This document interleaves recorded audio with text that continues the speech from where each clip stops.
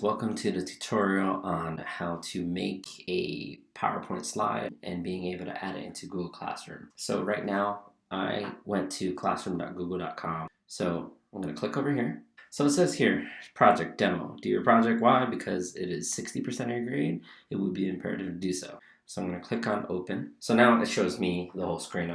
We don't have anything to attach it because we haven't created it yet. My teacher has given me a kind of sample Google slide. So I'm going to click on that and it's going to load up. So it'll say storyboarding project and it's only in view only mode. I could request to edit to access, but that's not what I want to do.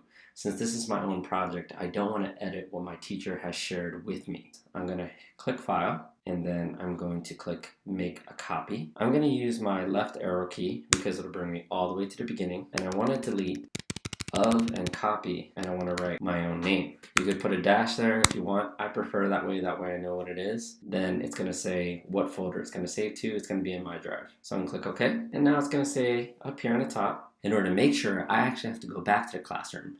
So I'm actually going to exit this tab. This one is definitely not mine. This is the view only one. So I'm now going to exit here. If I want my teacher to know that I'm working on my project, I have to click add. I don't want to create a new one because one's already created for me, and I want to click add, and I want to click on Google Drive. It should be the first one that's in your recent. So I'm going to click on it. I can either double click on it or I can click on add in the bottom left. There you go. It says David May storyboarding project. So now this is my work. So then I'm going to click on this. It's no longer in view only mode.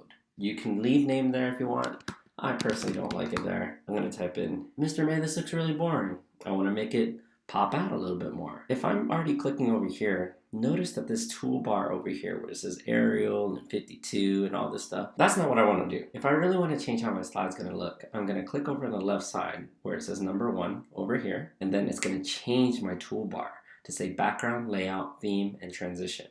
I'm going to click on theme. Once I click on theme, this will appear over here. I'm going to scroll down until I feel that I see that there's one in particular that I am interested in. Pick this one. It's got some bright colors. It looks fun. So then after I select it, it's going to apply to all your slides. So then I'm going to click exit on that top right there. And it's going to show me this. This is great. If I need to change things around, I can select either of these and move my mouse to where the blue area is, and proceed to move up and down if I need to. Or I could take my mouse where it changes into a crosshair and I can change it accordingly. There's a plus sign in the top left, or click on slide and hit new slide. Or you can press Ctrl M, or you can click on this plus button. So I click on the plus button and it's going to say click to add title.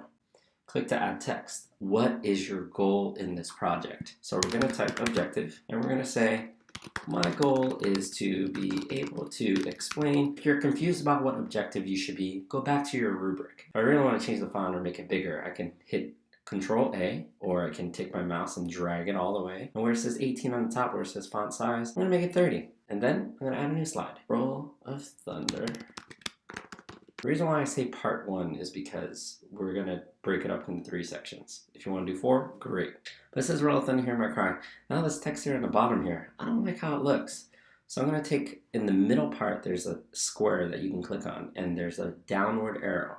If you select it, it'll open up just like that. And I'm going to take this text and kind of squish it down. I'm going to use evidence for my text. Cassie and her family. And then one piece of evidence that you could use is, that's actually not the real quote. Then I'll need my second quote, third quote, and then I'm going to explain and how it relates to this sentence. This would be your topic sentence or your claim. You can bold it, you can underline it, and then proceed to the next one. Click add. So that's basically what you're doing for each chapter. I look forward to looking at your projects because I know they're going to be spectacular. Thank you guys.